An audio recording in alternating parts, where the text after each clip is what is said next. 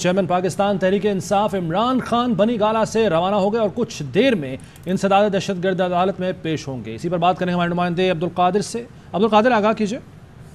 देखिए, chairman PTI Imran Khan की ज़ेर सदारत अब से कुछ देर पहले अहम मशावरती इजलास हुआ एटीसी की अदालत में पेशी के लिए, और अब बनी गाला से रवानगी हुई है इमरान खान की इस्लामाबाद की इंसदाद दहशतगर्दी की अदालत के लिए, और कुछ ही देर में वहां पर पहुंच जाएंगे। और इमरान खान और उनके वकला भी उनके हमरा हैं।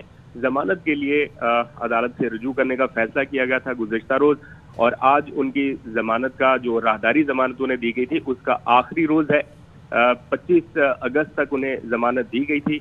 आज अगर जमानत में तोसी ना हुई तो मुश्किलात पैदा हो सकती हैं, ऐसा उनके वकला ने कहा था, जिसके बाद ये फैसला किया गया था कि इमरान खान इस्लामाबाद की इंसदाद दहशतगर्दी की अदालत में जमानत के लिए रजू करेंगे। तो अब इमरान खान बनी गाला से रवाना हो चुके हैं। मैक्सिमम 10 मिनट का वक्त लगेगा या 15 मिनट का उन्हें इस्लामाबाद की G11 में एटीसी कोर्ट पहुंचने में। तो वहां पर भी उनके वकला की टीम मौजूद है।